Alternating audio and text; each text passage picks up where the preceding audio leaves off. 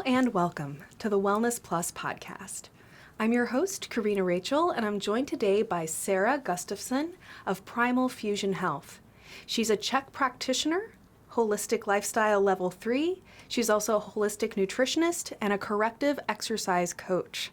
Thank you so much for joining me, Sara. Thank you. Thank you for having me.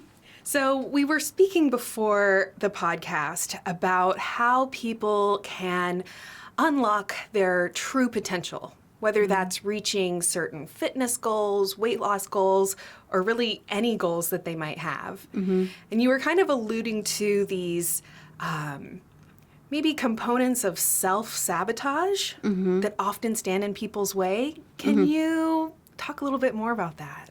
Yeah. There's so many, key phrases out there. Like, you see all of these, memes and, a lot of like these catch titles or, out there like unlock your true potential or, become your authentic self. And so I feel like it's outworn. It's, its real meaning.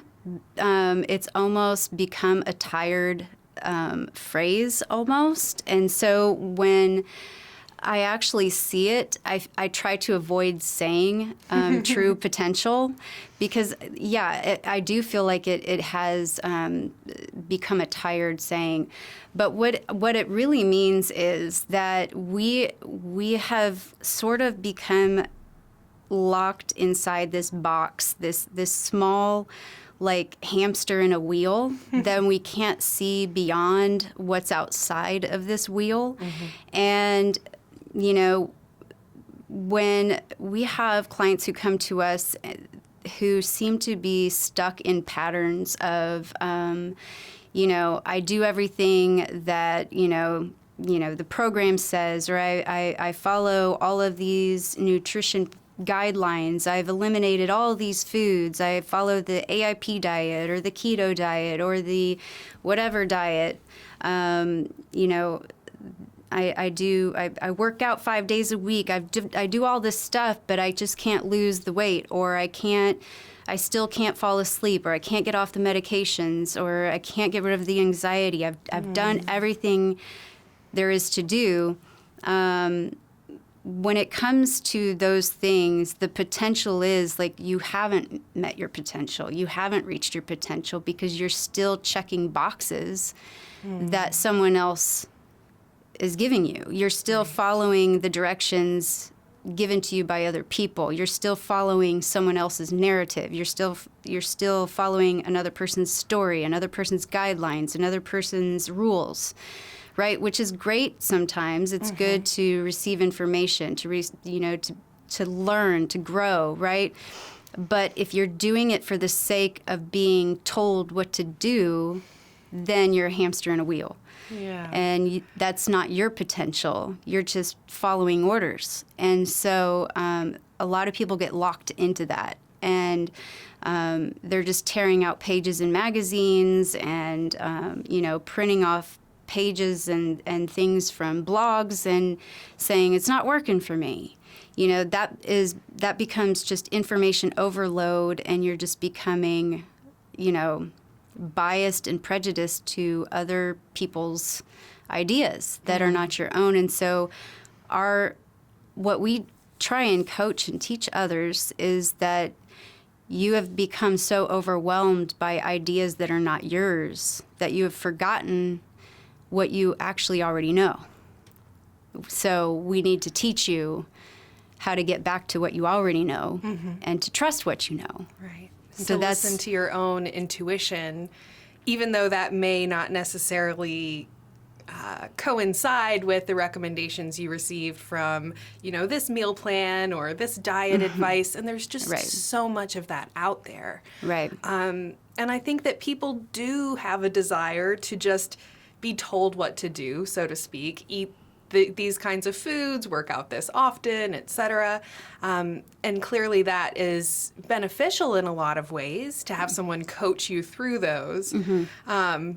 But then you're saying that people actually maybe get so consumed in following those other people's instructions that they're missing out on maybe what their own body's trying to tell them. Right. So when you take away the boxes and the check, to check, and the instructions and the guidelines and the rules and the printouts and it's scary. It really is scary when you take it all away and say, you need to do this on your own. That's your potential. You need to meet your potential. You need to understand what your significance is, where your wisdom is, where your knowledge is, and trust it. Like, that becomes extremely scary for people, because then they start trying to search for, like, a book or a website or the Google or it's really hard. I get clients, well, I read this review on this thing or this Facebook page. It's, I have to tear them away from that. You have to stop following this. You have to, stop following that Instagram. You have to stop looking at this. Don't listen to what this person said. You don't have their chemistry. You don't have their physiology. You're not a man, or you're not a woman. You're not 20 years old. You're not 35 years old. They're not you. Right. That's not your DNA. That's not your thumbprint. It's not you. So you need to get to know who you are, because those are not your goals, your dream, your thoughts, your life. And you need to get back to understanding who you are and what you want and what your dream is, because all of that stuff was built and made and created and designed by somebody else who had a whole different life, right, a whole different body, whole different thoughts, beliefs, and dream. And their physiology and chemistry and everything is all completely different than yours. And so let's get back to basics, and that can be very, very scary for some people. Yeah. Well, it brings up this whole issue of, how much do we trust ourselves? I think a lot of times when we are reaching for someone else to tell us what to eat or how many calories to consume, how many macronutrient ratios we should follow. That's maddening. There's that element of we just don't trust ourselves enough to do what maybe our body's telling us or to follow our cravings. So, especially for somebody who's maybe used to following those, another person's meal plans or recommendations or whatever, to kind of be challenged to come out of that comfort zone of following someone else's routine and be forced to trust themselves or even listen to themselves can be kind of scary. Yeah, it can be very scary. And we can help, our clients, and we give them guidelines on how to follow those instincts. Like, here are the cues of whether that is coming from inside of you or if that's your ego, right? Is this a belief system that's telling you I should eat this? Or is that really coming from inside of, like, maybe I should eat that and I should not eat that? Am I full or am I really full? Right. Am I full or really should I eat some more? And what should I eat of whatever? Am I satiated, or do I just not want to eat? Am I satiated, or am I just saving room for that dessert over there? Like, listening to your body in different ways, like not just listening to your stomach, but using all five senses, right? Using your sight, your taste, your touch, your, smell, and really expanding and opening up your awareness in all five senses. And I was talking to you earlier also about how 95% of our conscience is actually unconscious. And so our thoughts, our actions, and our behaviors are driven by unconscious motivations, intentions, and thoughts, and it's just autopilot. And so, and this was, Carl Jung brought this on, how our codependence on what we say and do is all driven by the unconscious mind. And so if we don't like what's going on in our lives, it's really critically important that we take a good look at what's going on in the unconscious mind. And what's going on in the unconscious mind, our subconscious, is really like our thoughts, the beliefs, our values. And so that's why I talk about thoughts, words, and deeds. So it's great if you come to me and you say, I want to lose 15 pounds. Great, what are you willing to do about it? I will work out 5 days a week and I will eat this and not that. That's words and that's actions. What are you thinking when you're not here? What are you thinking about? Right. And not only what are you thinking, what do you believe about those thoughts? Like, what are the beliefs behind those thoughts? So you have thoughts, but those thoughts come from beliefs. So no thought can just like magically appear. All thoughts come from a belief system. And so, you know, there's two trains of thoughts. There's, you know, I believe that I can lose 15 pounds. And then we have all these thoughts that help drive and motivate us towards that goal. But if really subconsciously you don't believe you can do it, then your internal narration is when you leave and you go home, you're thinking, I don't deserve this. And really, I might as well just eat a bunch of junk tonight because I'm an all or nothing kind of person, all right? I messed up and I ate the rest of my daughter's birthday cake, so I might as well just eat the rest of this crap all weekend and just start over on Monday. So those are the thoughts that create this self-sabotage in us, and the self-sabotage archetype that comes up from what I call the wounded child that creates these karmatic, you know, subconscious patterns in our lives, these things that we learn as a child. And so these thought patterns that sometimes when we're doing something and we're like, why do I do this? Why do I do this? Why can't I stop myself from doing this?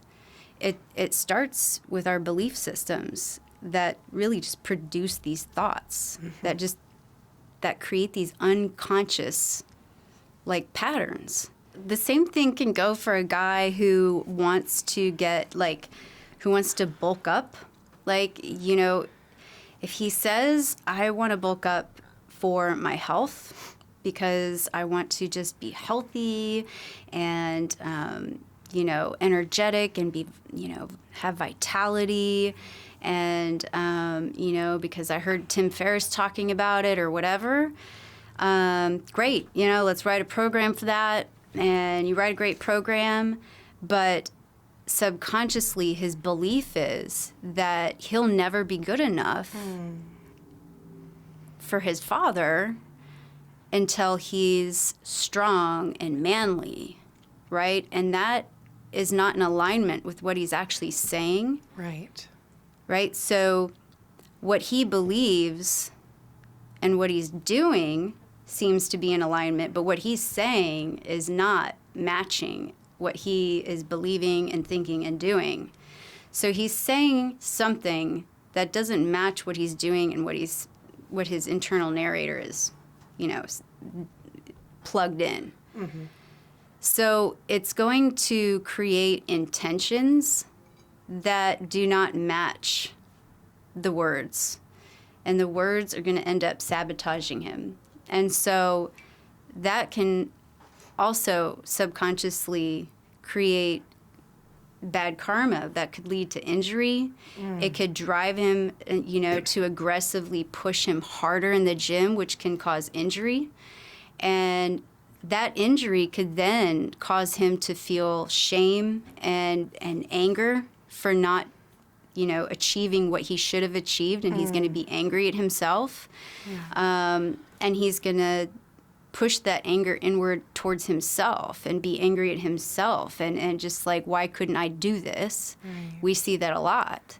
And so a lot of times we see, you know, bodybuilders who just, you know, just constantly doing bench presses, just constantly angry at their father, and they never received the love from their father that they wanted to receive. And where is the heart?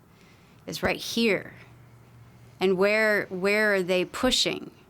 Right here.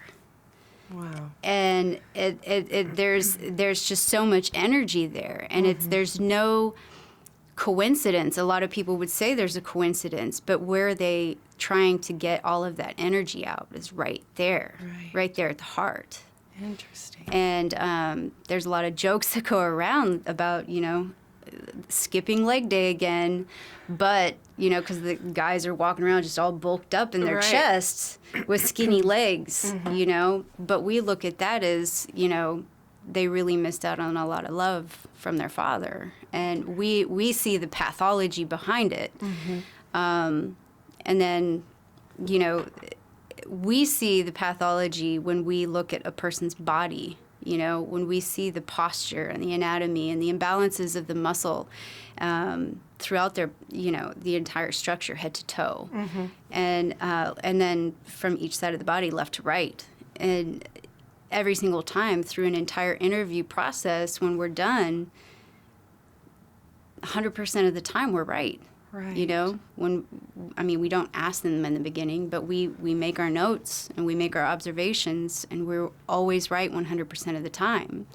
So what I'm saying is that our beliefs and what we're programmed, ages 0 to 6, but, psychiatrists, psychologists have researched and studies up to 10 years old as well. Everything we experience, hear, see, and do between those years is, recorded. Whether we're consciously aware of it or not, it's recorded, and that shapes the perception of our life forever. And so if we don't, as adults, dig into that and investigate that, the challenges that will continue to be repeated or are being repeated currently in our lives will continue to be. Right. Those are the unconscious recordings that are just constantly playing. And really those kind of unconscious recordings that are constantly going in the back of our mind with sometimes absolutely no awareness that they're happening, are really kind of at the root, it sounds like, of getting through those either self-sabotaging types of actions or thoughts. Going back to the, discussion of, bodybuilders that are getting really strong in the upper body. A lot of times that's also like kind of accompanied by this restriction over the pecs. And so from a, yoga aspect, they talk about heart openers, that you'd be open across the pecs. And so you can really see that in a lot of, people that are getting super bulky, super strong up top, but they're closing in. And it's interesting how that kind of correlation between the physical restriction that's also kind of protective of their heart is often coinciding with that like emotional piece that they are protecting their heart. And so that kind of link between the physical and emotional over and over again, I think is very observable, and even for ourselves to kind of check in and ask, well, do I have a lot of, am I doing like what they call forward head posture and the tilting of the shoulders? Well, and what type of emotional things am I maybe trying to protect myself from? I know for myself, almost always you kind of start uncovering things when you ask those types of questions and look for those little links between your physical and your emotional. Right. And sometimes it's not always protect yourself from, it's what are you unwilling to receive? Sometimes it's very scary to receive. But yes, there's a lot of energy in there, and it's got to go somewhere. So that whether it's push-ups or bench presses or pull-ups, and got to get that energy out. But yes, the tighter that muscle, the more that you hypertrophy the muscle, the more it shortens. And yes, a lot of times you're going to pull inward. And that is closing yourself in. And often, a lot of times when we do Tai Chi with clients, one client I had do Tai Chi for the first time, and his right leg just started shaking uncontrollably. And he couldn't understand it. And, you know, he looked down, and his wife was doing it with him. And she was just like, oh, wow, you know, they just kept doing it. And it just kept shaking uncontrollably. And he was just so fascinated by this. And I said, just keep going. And they just kept doing the circle. And then finally it stopped. And when it stopped, he just broke out in a sweat. And then he cried, like absolutely just started crying. I just got chills again when I started talking about that. And he asked me afterwards, like, what was that all about? And I said, you just released an emotional block. And I said, you know, I'm not going to tell you. Why don't you tell me what you think that was? And he's crying and he's crying and he's crying. And then, you know, he didn't want to say anything right away. And he and his wife just embraced and hugged. And then I later got an email from him about his father. And you know, the right side is the masculine side. And so, you know, without sharing too much personal information, it was very touching. And these things do happen. It happens in yoga. You know, when you do open up the heart or when you do certain poses, you do hear a lot about crying and release and or breaking out in a sweat or shaking and things like that when you release these emotions. And the same thing when we work with you know, these belief systems and going back to like the self-sabotage or the if you don't know exactly why you want to do something, you're never going to do it. If you have a goal that you seem to like, you know, start over and again, like, you know, you have a weight loss goal or a bodybuilding goal or a performance goal or, you know, whatever it is, you're trying to reach over and over again. You never can get there. You seem to be injured all the time, or you can't get past this injury, or you're re-injuring the same thing over and over again. It's frustrating, but those are the things you have to look into, because what's going on in the unconscious mind that's creating unconscious behaviors and patterns. So, you know, we look at not just the physical body, because, you know, when people come to us, they think that's the tangible thing. That's the qualitative, quantitative thing. Obviously, we can measure it, we can see it, we can weigh it, you know, we can program it. Like, that's the obvious scientific thing. But there's 3 other bodies. There's the emotional, mental, and the spiritual body. And without those 3 having an awareness of how those affect the physical body. The physical body is just the container. That's just the vehicle, right, that the other 3 sit in. Like, that's just the thing that we're all sitting in that's driving us where we need to go. And, you know, what precedes that is the emotional. What precedes the emotional is the mental. And preceding the mental is the spiritual. And the spiritual is really what we got to go all the way back to, because the spiritual is how we experience everything. And the spiritual is how we entered the world. Like the spiritual body is like how we freaking got here in the first place. And the mental body is how we figured out how to be here and be in this place. And the emotional body is how we figured out how to be around in this place. Right. And like, so those all, you know, were how we proceeded and moved into the physical body. And so if we don't feed and move those bodies and pay attention to how we feed and move those bodies as much as we do the physical body, it will reflect and show up in the physical body. So our physical body will reveal to us on the outside how much we are taking care of the emotional and the mental and the spiritual body. Wow. So if you're starving those bodies, it will show in our physical body. If you're overfeeding those bodies, it'll show in our physical body. If you're giving those the wrong types of nourishment or over-moving, under-moving the wrong ways, if you're moving the wrong kinds of emotions in the emotional body, it'll show up in the physical body, and the mentally, if you're moving too much mental activity and not enough through the emotional and spiritual, it'll show up, so you'll see it with, the bone structures and the skin elasticity. It'll just show how drained somebody can be, and your skin will start thinning, and you'll see it in their adrenal fatigue. And I can just go on and on and on about how over consumption in the mental body will show up in the physical body. It showed up for me in this past year, just because all of my energy was going through the mental body in my work, and I was neglecting the emotional and spiritual and physical, and it revealed itself to me in the physical. So, I'm a walking demonstration of it. Yeah. Can you talk a little bit more about that, and I guess how it manifested in the physical?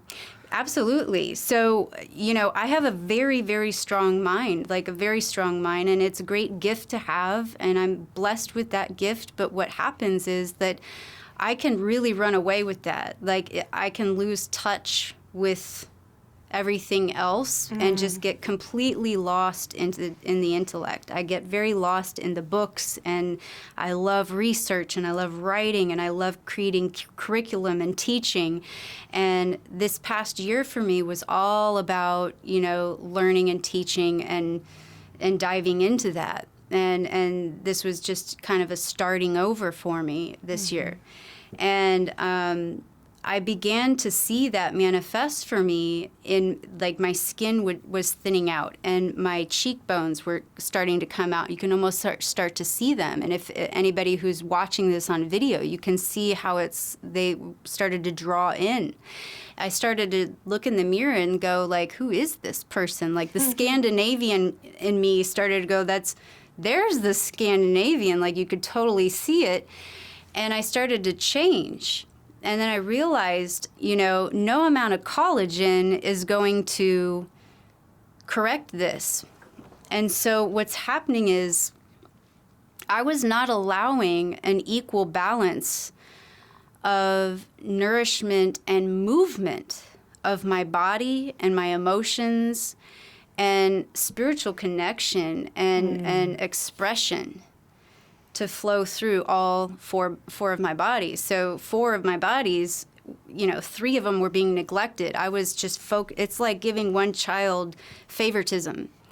So my mental body or my mental child I was giving it favoritism. And so the other 3 were starving, and it was showing up. So I spoke with you earlier about the LHPA axis. That's the limbic, hypothalamic, pituitary adrenal axis. They're all on the same neuronal loop of the body as in the autonomic system. It's the same one as the immune system, which regulates inflammatory responses, for instance, and as well as your nervous system, really. And so if your mental brain is constantly switched on, whether it's mental activity or stress, and you're just constantly thinking and thinking and thinking, but you're not moving your body. So circulation, right? You're constantly sitting in a chair and you're writing and you're thinking and you're thinking and you're writing, and then kids and house and this stuff's going on, and bills, and you got to pay this, and you're running a business, and all these things are going on, and it's just constantly all up here in the brain. You're not creating any sort of circulation in the body physically. You're not moving your body. You're not breathing, right?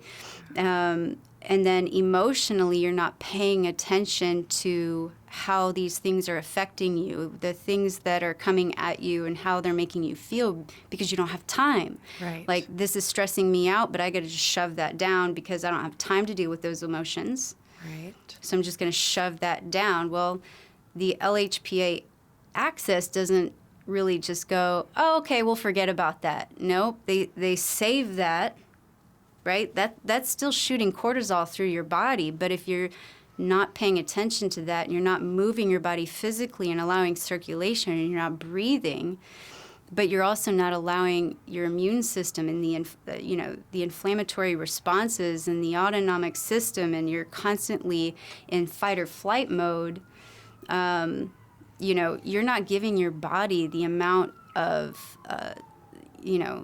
ability to regulate itself, because you're all in your head. Right. So basically, you're all up here with your favorite child, and the other three are down here, just like one traffic cop with 12 lanes of traffic, just fighting over which one goes first. And that's how it shows up in the body. Wow. Because it's just which one's first, which one's the most important. So the things that are the most important are the ones to your survival, keeping you alive. Things that are not important to keeping you alive are things like hair. So things that'll start showing up are like your hair will fall out, your skin will start thinning, stuff like that. Yeah. And so that's how it will show up if you're not feeding all four bodies equally.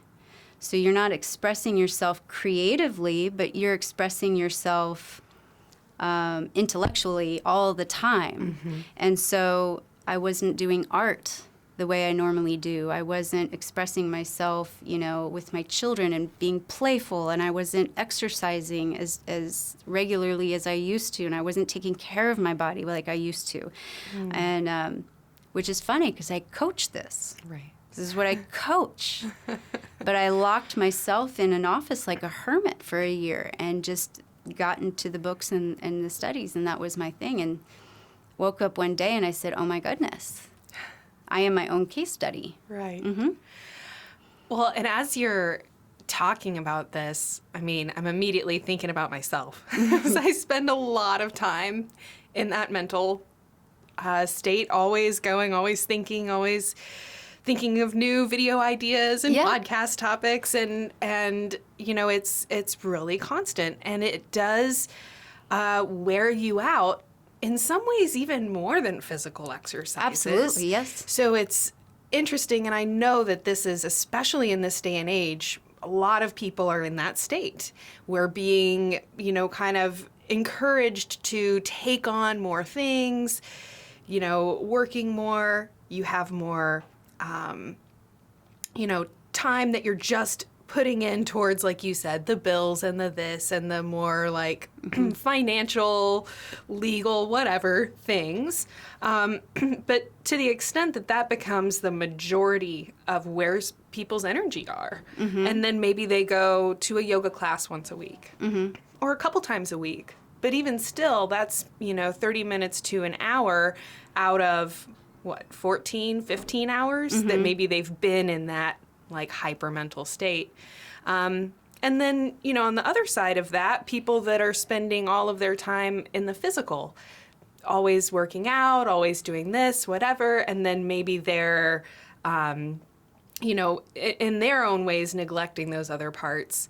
Can you give a recommendation for people how they would start to, energize the emotional and spiritual bodies? Because I think for probably most of the people listening, it's those mental or physical areas that are, kind of taking most of the attention. Right, yes. And then probably those emotional and spiritual sides are largely neglected.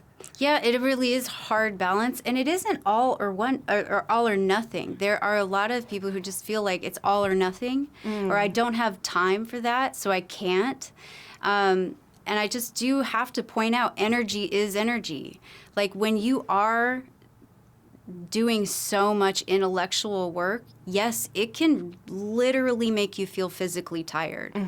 I had a father growing up who was a traveling salesman, and so my mom used to just roll her eyes, and she used to just want to just bang him over the head with a shovel when he'd come home from the, traveling, because he would be playing golf all weekend and then be at the airport, and then he'd come home and just be want to sleep for 2 days. And she'd be like, right. I've been home with the kids, with all 4 children, cleaning the house, how can you be tired playing golf, Well, energy equals energy. Like, it doesn't matter how you spend it, mentally, emotionally, physically, whatever. I know that when I go through an airport, like, I'm freaking exhausted. Like, being around all those people, being on an airplane, you get, like, I do want to take a nap. Like, it doesn't matter, like, whether I'm at an airport and traveling through the air or I'm spend an hour lifting weights, like, I'm equally exhausted. Whether I am studying and reading research journals for an hour, or working out for an hour, I'm equally exhausted. So energy is energy. I would also say studying research journals for an hour or eating Thanksgiving dinner is equally exhausting because digestion takes energy. So energy is energy. And so those who do have, like, intellectually demanding jobs that do take up a lot of time, or those who are just really committed to their performance routines and goals that spend a lot of time with that, but, don't know how to fit in, putting a balance in to spiritual and creative and mental, emotional movement, per se. What we do with our programs is we create workouts that move emotions. We create workouts that move spirit. We create workouts that force them to be creative, which is spiritual movement. Same with mental. Like, we make you think in a workout. So if you're used to doing a workout that's like, 4 sets, 8 reps, up, down, deadlifts, we're going to change it on you. We're going to change, every workout's going to be different. So that's mental work. Right. We're going to make it different every single time so you don't expect it, right? And then we're going to make you start to change it each time. You're going to start designing your own. So that's mental work. You're designing your own workout, and you can't do the same thing every time. You have to start to shift and change it and do a little bit of different work in between. And then in between sets, we have you do something creative, whether it's draw a picture, create a symbol, go up on a board, or if you're not in our studio, you could do this at home. In between sets, sometimes you have 30 seconds or a minute in between sets. You could do some breath work, or you could draw a symbol that means something to you, or the first thing that comes to mind, or you could write a first line of a poem, and then the next set you write the second line, and the next set you write the third line, and at the end of your workout you have a poem. Right? I love that. I'm going to totally try that. It's awesome. It's really great. And then, emotion-wise, I think it's really important that each day, like whether you start your day or you end your day, like I was talking to you at the beginning, I don't know if we had started recording or not, but at the end of the day, write down things where you feel like, what is something that scared me today? What is something that, like, maybe caused me to worry or stress, or what surprised me today about myself? What is something I did that surprised me about myself? What triggered me today? What did I struggle with? Where did I catch myself not knowing how to respond or how to react or how to, what to say and why? Little things like that. You don't have to document every single thing, but maybe like the top 3 that you want to figure out. And the next morning when you wake up, dive into those things. Don't start your day until you really dig into that. That's your unconscious stuff. That's the emotional stuff that you want to expand your awareness on. And every single day grow a little bit more. Like every single day, that's your potential. Like, get a little bit more outside of your hamster wheel, like you're driving and those are your blind spots. And so you can continue to have your blind spots, and then you're going to continue to have drivers like just steer into your lane, or you can expand your peripheral and avoid that and not allow these drivers to just constantly go into your lane and cause all these challenges in your life. Just every single morning, expand your peripheral every single morning, right? Just write down what you had last night, what, maybe your top 3 or so, and really expand on, like, where did that come from? Why did that bother me when he said that? Why couldn't I think of what to say or how to respond to that? Or why did I say that in response to that? Right. And without judging yourself or judging the other person, go back to the first time that maybe you believed that you need that expectation from that other person, because really anger is having expectations on other people. And sadness is truly a feeling of not being able to love yourself. So where can I not love myself? Why can I not love myself? How can I celebrate myself? And so anytime you need to resolve that in yourself, before you point and judge the other person in a situation, like they didn't call or they canceled again, or he didn't, connect with me when I needed him to, or he didn't, give me the support and when he knew I was sad, or whatever it was, you're still expecting another person to provide something for you that you still need to provide for yourself. So before you resolve that with the other person, practice giving that to yourself. What affirmations do you need, right, to hear or do to affirm? Like, what do you need to hear or do or receive in order to affirm, like, your beauty, your strength, your intelligence, and your creativity, right? Like, what are those things that you need to do in the day before you start your day that may resolve some of the challenges you had the day before? Like, those are the things you should do at the end of the day and before you start your day. And then those are easy things that may only take 15 minutes. But in terms of people like that just don't know how to balance, the physical activities or the mental or emotional or creative and spiritual, we just like to integrate the workouts that way, as I was talking about before. Right.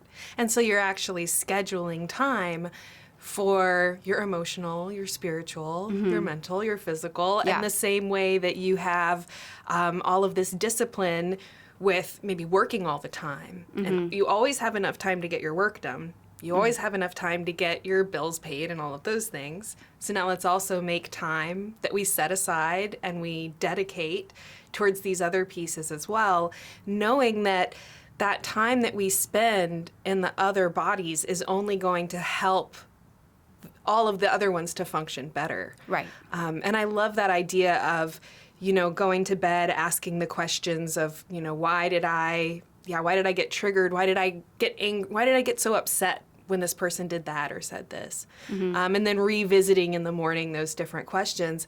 I also think it'd be interesting to see, how your dreams come in. As you have kind of maybe gone to bed with these thoughts of your day and, questioning some of your responses or reactions or, why did I have this emotional response when this person did this?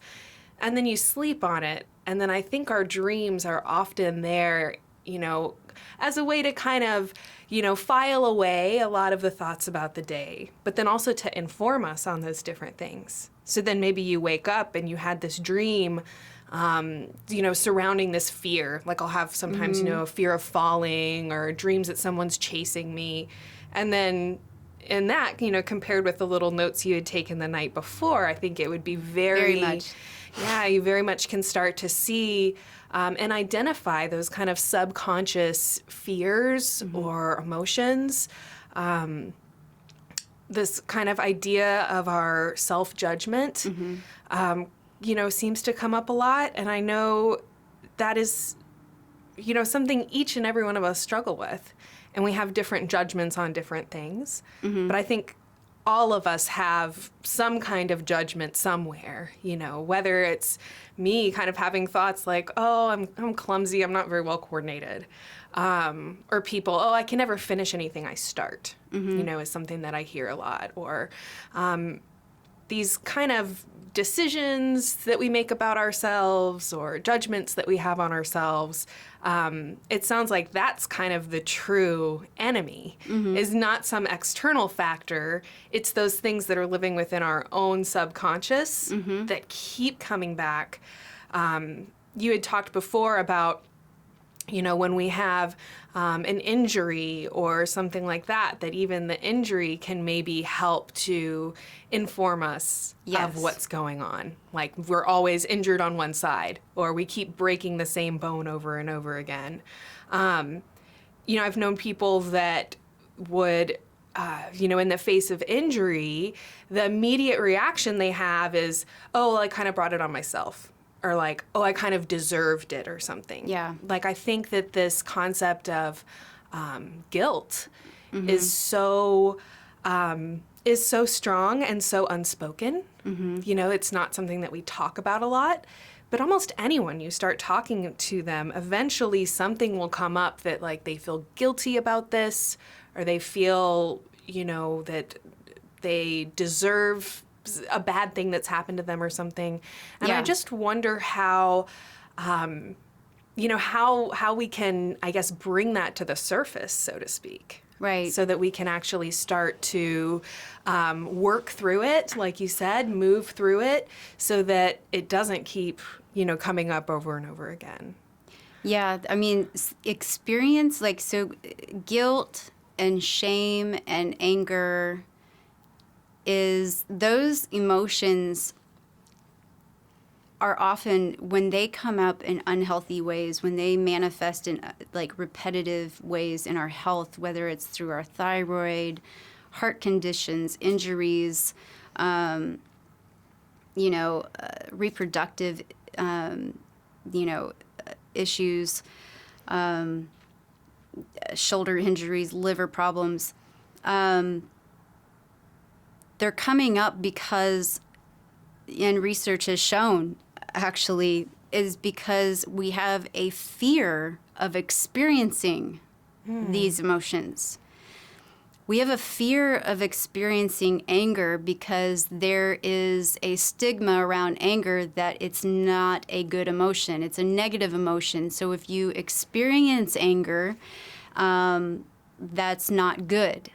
Right? Like anger is a bad emotion, right? So often we're taught to suppress it and lock it away and deal with it, because if you're angry, often, especially little girls, are taught, you don't have a right to be angry. This is just the way it is, and you need to deal with it. So then enter shame and guilt, right? So little girls grow up with a lot of shame and guilt. So that's where we are. Little boys are taught that it's inappropriate to experience anger the way they are, so they either suppress it or they, learn to over-express it, which is rage. And so either way is unhealthy, and so you see a lot of liver problems because anger is held in the liver, and cardiovascular issues because the anxiety related to anger. Anger is a stressful emotion when you express it in an unhealthy way. It's stressful. Again, cortisol, LHPA axis. And so you see a lot of, cardiovascular issues because when we experience rage, what happens is, the blood vessels restrict and it causes the lipid, the cortisol and the lipid hormones that are secreted cause actually cholesterol to be released at more faster rates. So even if you're a thin or not overweight person, you can end up with high cholesterol, high blood pressure. So you see people with a lot of suppressed anger or overexpression of rage with cardiovascular issues, heart disease, high blood pressure, things like that. So with shame, guilt, anger, those are the things where it's, we need to learn how to not be afraid to experience the emotions. The emotions are not scary, the emotions can actually be very peaceful because they're there to teach us something. So I look at every injury, even though, I fell off the horse a week ago. That's not something I could control. It was out of my control. But I still look at the injury as something of a message. Because, again, it's my right hand. Why did I go to the right side? Because I was facing this way, but I still fell to the right side. Why is that? Why did I go to the right side? I could have gone to the left. So what made me go to the right side? And I tend to be a very masculine woman. I tend to be less in touch with my feminine, more in touch with my masculine. I tend to be more assertive, more aggressive, more controlling, more in the head, as we said, more intellectual, more, analytical. And this I take as the message of slow down, chill out, time to take a break, time to be more in your body, more in your feminine, more in your emotions, right? Like that's the message takeaway of this injury. And that's what I would tell a client. I would take a look at their whole history of injuries, time to be in your emotions. And so when this happened to me, initially I'm like, of course, my right hand, the hand I write with, the hand I need to type, I'm teaching next week, I need to finish my slides, all those things happened. All those things went through my head. But when I really take a look at that my takeaway message of what is showing up in my body when I'm experiencing any emotion, again, that's movement. The emotion is moving through me. So why would I try and stop the movement, right? Just like skipping a workout, I don't want to allow my emotions to skip their workout. Allow that movement. Allow it to move through you. And where does it land? Does it land in my stomach? Does it land in my chest? Do I feel it in my neck or my muscles? And what does it feel like? And just sit there. And is it make my throat tight? Do my eyes water? Do I feel cold? Do I feel sweaty? And what thoughts come up? And the thoughts that come up, like maybe I'm not good enough, or I'm not going to be able to do this, or whatever, fill in the blank. And then asking myself, what do I need to hear in this moment? And what do I need to feel in this moment? And if I could have somebody in front of me to affirm me and make it all right, what would I need to hear? And really, you're just answering it for yourself. You're just standing in a mirror and telling it to yourself. You're just healing yourself. So you're your own healer. You're your savior. You're just telling yourself, you're going to be okay, Sarah. You're strong. You've gone this far, and this is going to pass too. And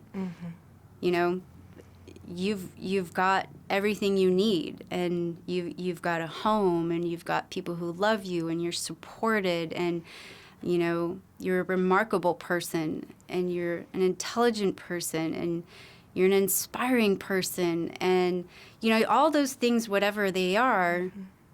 And you can literally feel everything in your body change. Yeah. Once again, that's the LHPA axis. Right. Those are the neurons going through that whole, your autonomic system is just feeling everything. Like all of those chemicals are receiving those messages and changing everything in your body. Like physiologically, you are changing how your body's regulating and responding to the injury right there. And I'm changing how I'm going to heal from this injury. I'm changing how quickly I'll respond to this. I'm changing how quickly my bones and ligaments and soft tissues and everything's going to change. Or I could, decide, well, I really want to milk this injury. I really like having Alex kind of wait on me hand and foot. So I'm just going to feed negative thoughts into this and just sit back, like whatever I want to do. Like, because literally your thoughts will decide the outcome. Literally. I also, as you were, talking about the thoughts associated with the injury, that it's okay for you to slow down. Yeah, absolutely. And your class that you're teaching, even though you don't have your right hand and maybe you didn't have your slides made or everything you want, that is still going to be an amazing class, and you're going to give them everything that they need. I think giving ourselves permission to slow down is increasingly important in this day and age, where all of the pressures are for us to move faster, get more done, get less sleep. You know what I mean? What? You have a little bit of spare time? Come do this thing too. Yes. Come help this person do that. Yeah. And I get this really clear image in my head a lot of like, I'm just like spreading myself thinner and thinner and thinner and thinner and thinner. And what eventually happens? Eventually you're just spreading nothing. You're just breaking the bread because you're spreading a knife with nothing left on it. Literally the metaphor of being all in your head and not leaving room for anything else. Like, you're spreading yourself thinner and thinner and thinner. That's what happens. Like, all your soft tissue, your skin, your nails, your hair, it just becomes thinner and thinner and thinner. Interesting. Metaphorically, you are spreading yourself thin. Yeah. And I think for so many people, it's,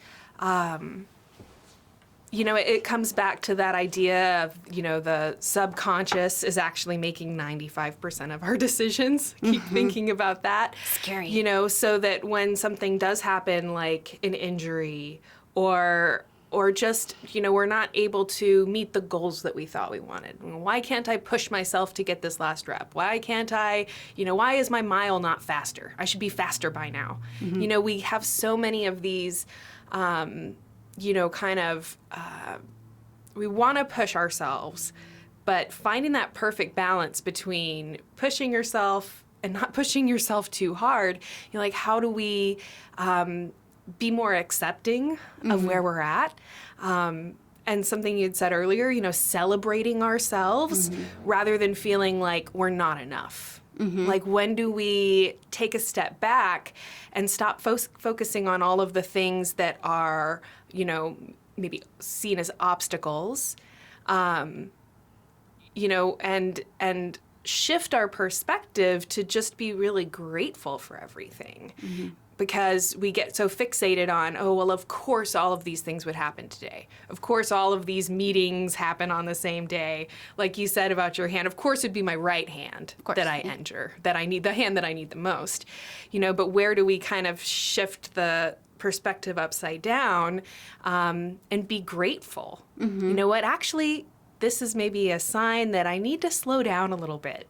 I'm going to be thankful. Yeah, I'm going to be thankful for this time where, I've had this message come in to tell me that I'm like pushing too hard, I'm going too fast. I need to just slow down a little bit and know that in a couple weeks you're going to be fine. Maybe 1 week, 2 weeks, I don't know. That we just start seeing things for, I guess it's like that. Find the silver lining, so to speak. Yes, always look for the gift. But so often we get really fixated on the cloud. We are fixated on the darkness and all the bad illusion. things that happen. And all of the, perceived obstacles that we're up against. And I think that comes back to kind of the little like journaling exercise you mentioned earlier, that we kind of ask ourselves why we're feeling these emotions or why we're responding this way, and really using those clues, so to speak, to push us further, rather than always seeing those things as the excuses of why we can't do enough. Right. Oh, well, I just can never finish anything I start. Oh, I just, what XYZ excuse. That is your potential. Yeah. All of those things are your potential. They're opportunities, and that is your potential. Those are, and I used to be, as of, just recently, years ago, there's 5 years ago, I really was like negative Nelly, and felt like anytime something bad happened, it was like, I was just like, very victim mode, very like, this is just my life. I'm just always going to be like that girl, that woman that these things happen to, and I'm always going to be the example of that woman that crap just always happens to, right? Like the martyr, the victim. I was very much in that mode. Until I began to see like how like that is bringing it on, like that's actually the cycle of it. That's where I was beginning to, read Carl Jung and study really the psychology of all of that and how it actually is connected to, our nervous systems and how our, neurologically, how the chemistry and our hormones and everything send those signals to our bodies. And I have 2 autoimmune disorders, so I really took this seriously, and I have a daughter with an autoimmune disorder, so I was just like, I can't allow this thinking to continue. So I really dove into it and began to see how these challenges are not just, they're not challenges. This is, each time something happens that knocks us down, that's the potential to become better. That's the potential to see how great you are. That's the potential to see how much more magnificence you are, like how much more left you haven't even seen of yourself. You may have won awards or gotten degrees or received promotions or raises in your jobs or done marathons. You may have achieved great feats in your life. But there's so many things that you have no idea that you're even aware that you could do. And they're just outside the peripheral of your imagination that you even want to do, right? Or even could do. And they could just be things like even within your relationship. Like, maybe I don't want to forgive.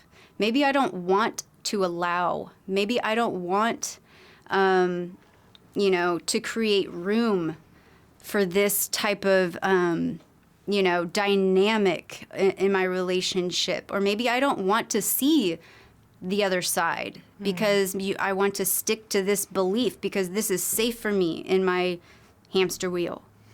But you have no idea. What if you opened your peripheral, right? And you saw beyond and you saw that other person's life and you saw the way they were raised. You saw the way they had to survive and the way they grew up. And then they saw the way they saw you. And whoa, like life upside down. And now you can't unsee it. And you're just like, those are the moments where you're like, you just can't go back from that. And now you become almost addicted to growing your peripheral because once you kind of start to grow and expand your awareness and change your perspective and learn that like a lot of your narratives and a lot of your beliefs that literally steer your car for you and steer your thinking, steer your intentions and your wants and desires and your reactions and your triggers and how those start to change and shift and how your life actually starts to go in a direction that you've wanted it to all along, you become really addicted to wanting to change and grow and like learn about yourself and learn like who you really are, because a lot of this stuff was just programmed and all these ideas are like other people's ideas. They not just your parents' ideas. They could be your like babysitters, grandparents, your families, from school. I grew up in the 80s and just a little side topic because it's funny because part of some of the unlearning that I was doing through some of this process was I was looking at old cartoons I used to watch and like He-Man and Gem and the Holograms. I used to watch Full House, and my parents used to watch Love Boat in Dallas. I never watched it, but I used to like make a little mat on the floor in the living room and fall asleep. So it's like it would subconsciously just get recorded in my brain. Right.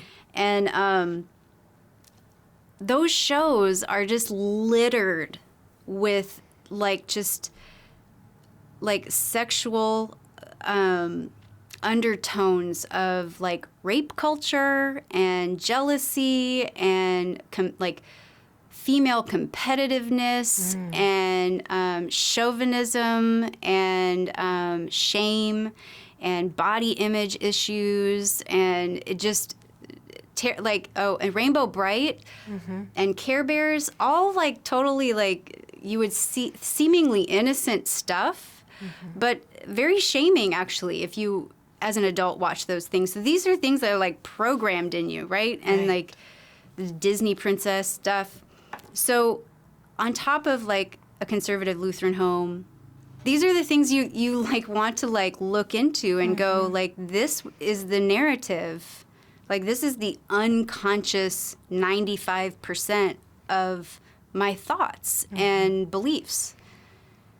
And these are the things that like drive my need for my partner to affirm me in this way. And if he doesn't react the way I need him to react, this is why I believe XYZ. And when I believe XYZ, I feel this way, and then my day is ruined.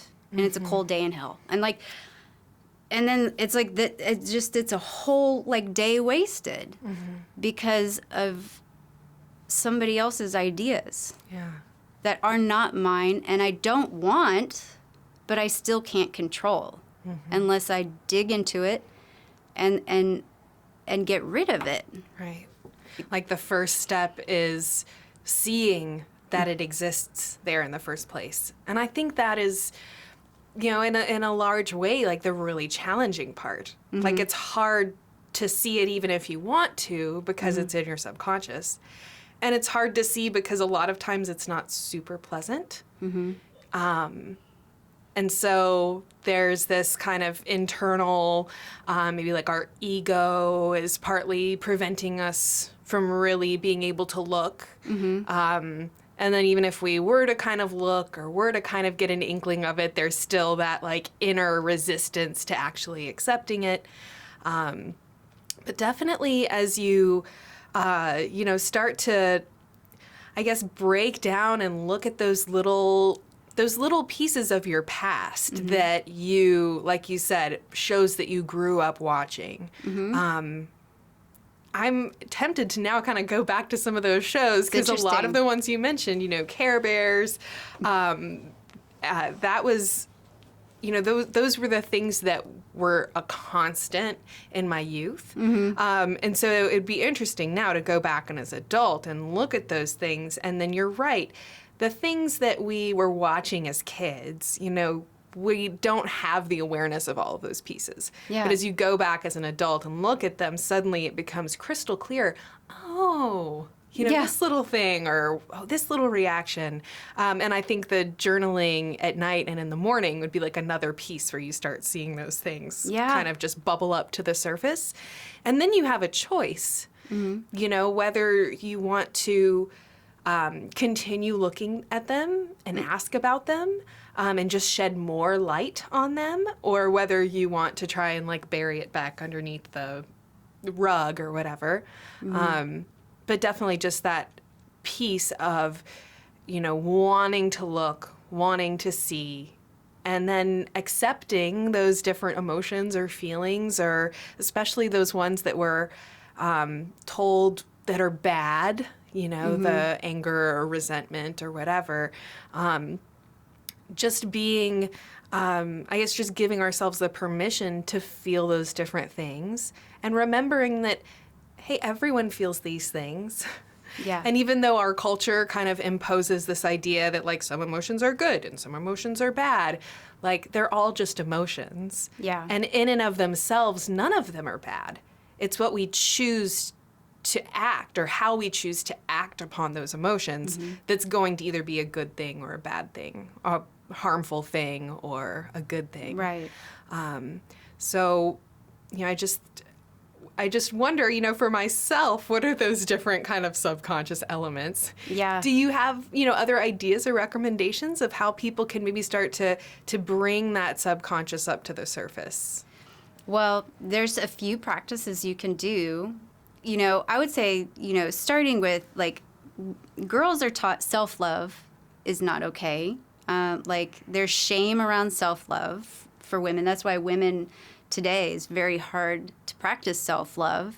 And even for clients, it can take a long time for them to I know for me, too, personally, as a journey, it was a long time, and I'm still learning and uncovering layers of it to practice what self-love is, what it truly means to celebrate yourself, like layers and layers of it. And boys, like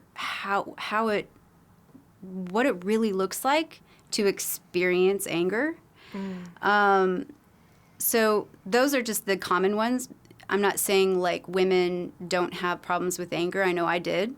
And that men don't have issues with self-love, because they do. But it's common for women and men, right. For those. But ways to identify, for instance, is I have a practice that I use with clients is that very simply I'll say, we go through your core values, so you write down what are your core values, like let's just name a couple of them. And so let's say honesty is one of them. So in order for you to feel that honesty, your core value of honesty is being met, like say in a relationship, you need what? And so then you kind of write out little statements about that. Okay, so if those needs are not met, then you feel what? I feel blank. And then what is your belief? Like if I feel blank, then I believe blank. So you've got I need, and I need. If the need is unmet, I believe, or I feel. When I feel blank, I believe blank. And then when you get down to the I believe, then then I think, right? So I believe, then I think what? So then I believe he doesn't love me. When I believe he doesn't love me, I think he's going to leave me. He's going to abandon me. He's cheating on me. I think I'm not good enough. I think, all those things. Then all those come out, right? Well, when you look at those statements, the I thinks that come after the I believe, when you look at those, if you look at any of those statements and you consciously ask yourself, are any of those true? If you can consciously say, any of those are true, then maybe those could be potentially like a true statement. You could stick it over in one of these other boxes. If you cannot say any of those are true, boom, those are unconscious, subconscious statements. And the belief that came above it prior to those is a subconscious belief that doesn't belong to you. That was programmed, right? Right. And that's the belief that we got to work on. Interesting. So the belief above, I'm not good enough, he's going to abandon me, he's going to leave me, or whatever, that's whatever that core belief is. That's where the coaching work is going to be done. Right. Yeah. Do you have any closing thoughts for this discussion? It's hefty. It's a lot of work. I actually just did a a whole entire course or lesson on healing childhood imprints, healing childhood conditioning. And it's really difficult to condense, actually 8 hours of coaching into an hour. And so I've had a few clients, contact me from it. And what we've really the biggest takeaways from that lesson that I taught from that program specifically, that these people had from that feedback of that really is that the 4 bodies was the biggest aha, is when I'm not equally filling, moving and nourishing all 4 bodies, then there's going to be an imbalance, right? And if I'm putting everything into diet and exercise, but not anything into rest or things that bring me joy, then I'm going to be tired and unhappy, right? So you may be moving all the time and, dieting all the time, but you'll be miserable and tired, right? Those were 2 big takeaways that I had from my students in this lesson. But the other one was that truly, if you don't like what's happening in your life, and if you keep repeating or seeing and observing the same patterns or challenges in your life, then you have something in the unconscious, subconscious that is showing up, and it's almost like frying pan that's just constantly hitting you over the head. Come on, dummy, I'm trying to get your attention, and if you're not listening, then I'm just going to keep knocking you in the head, right? And you brought up your dreams, and that's a really good key point too, because that's your subconscious. And so I have a teacher that tells me all the time, God is dreaming.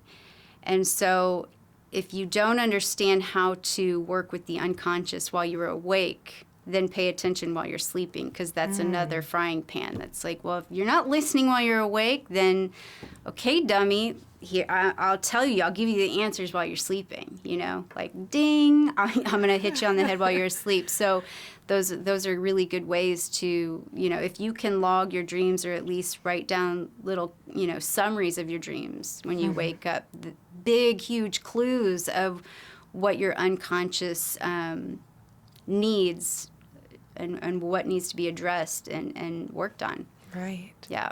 And I love what you said earlier, too, if we are, kind of neglecting one of those bodies, then we'll maybe see it manifest in overindulgence in one of the other ones. So overeating is maybe one of the most common complaints that I hear about. Why can't I stop eating? Why do I feel hungry all the time? Why do I never feel satisfied? So when you were talking about, well, if we're starving our emotional body, then maybe we're trying to make up for that with eating. So, just seeing those different clues, or even an addiction to exercise. I mean, I've worked with people that it ends up kind of seeing that, the exercise and the working out and the pushing themselves and almost even harming themselves by pushing so hard is the coping mechanism, because one of those other areas is not being addressed or is just being ignored. Or trying to avoid. Yes. And you think about, comfort food, what a simple explanation, so to speak, of how foods serve to comfort us and try to fill those emotional needs, through those foods that we associate with comfort, or Absolutely. we associate with being loved or being with our family or something like that. Yeah, I've always traced those back with clients. I always use the example when my mom would take me to the doctor to get a vaccination when I was little. She felt guilt for me getting a shot, and she felt so terrible that that I would get a shot and feel pain and cry. So afterwards, she would take me to Wendy's to get a Frosty. So I associated that anytime I felt pain or was sick and had to go to the doctor, I would get ice cream.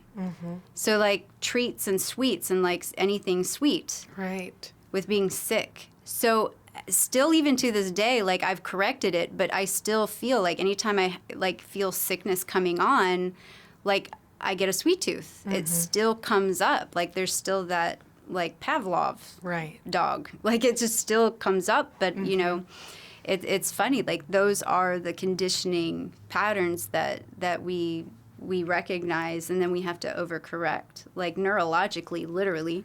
Right. But yeah, equally balancing, feeding, nourishing, and moving through each body. And when we are so focused on the mental intellect body, often we get so stuck in it that we feel like, oh, we don't have time. We don't have time to move the physical body. But actually, if we pulled away from it and moved the physical body, we would see how actually relieved we are to move like our physical body. Because we pull out of our brains for a bit and notice how it actually creates more acuity and sharpness of the brain. Because if we never get out of the head, we're going to drain it of all its energy and all of its sharpness. So like giving it a break and giving it some time to move and flow the energy through. So it is really important to equalize the energy and balance the energy and how much we move it through each of the bodies. Those three, and then also, yes, keeping in alignment what you think and what you say and what you do, because intention is so important. If what you say and what you do does not equal your intentions and your thoughts, the outcome is not going to be what you want. Because you may want something, but if your thoughts and your beliefs are not matching it, then right there is evidence that you've got a blind spot, that you've got unconscious work to investigate. That's a quicker, fast way, other than the exercise that I gave you, the I need, I want, I desire, I believe, I think, like that's more of a reprogramming exercise I take clients through. But a way to identify really is I want, I say, I do. Well, what do you think? And what are your intentions behind that? And if they do not match, then your outcome is going to suck. It's not going to be what you want. Right. So just having that clear path almost, and just absolutely. I think being really honest with ourselves, and then also using those communications that our body and our life and the things that happen to us give us. You talked before about like the victim mentality, and whether we see like all these external forces coming in on us, or that we actually do have a certain amount of responsibility and control over certain things. Right. So that we feel more empowered rather than feeling helpless. Because that, I think, is the biggest detriment, whether someone is, having the fitness or weight loss goals or something like that, or really any of these different goals or intentions someone might have. Just always staying really clear with ourselves and open-minded, that we can see the results of our actions before us. And kind of coming back to what we talked about at the very beginning, where we oftentimes want to be told what to do. We'd like to take the responsibility off of ourselves. But does that really help us, to get closer to our goals, or are we just putting more obstacles in our own way? Right, because we end up doing things we don't enjoy. We end up eating things we don't like. We end up doing activities we don't enjoy, that we dredge as we tie our shoes, getting up at times we don't want to get up. And, it's like saying, hey, can you help me? Sure. And then be like, I really don't feel like it. Right. Right. It's signing up for a class because you think it burns the most calories, but you really freaking hate it the whole time. You really hate it. It's like, going, signing up for a half marathon because running burns a lot of calories, but you really hate running. That is a clear example of how thoughts, words, deeds are very misaligned, and how the outcome is going to be adrenal fatigue, weight gain, and injury. Wow. That's a very a clear example, and the evidence will show you. Go to a half marathon, you'll see it. You'll see lots of evidence of it. Right. And how many of us have done something like that and do things like that every day? Raise his hand, right? Yeah. Yeah. Oh, Sara, I just want to thank you so much for taking the time to come chat with us today. Absolutely. And I'm really looking forward to having you back on the program. Yep. Thank you very much. Definitely. I want to thank all of you for tuning in to the Wellness Plus podcast today. If you'd like to see the full 1 hour, or probably over 1 hour, video version of this interview, along with hundreds of other health and wellness videos, you can join us over at wellnessplus.tv. And to learn more about Sara, you can visit her at primalfusionhealth.com. Thank you so much, and I hope you'll come back and join us again soon.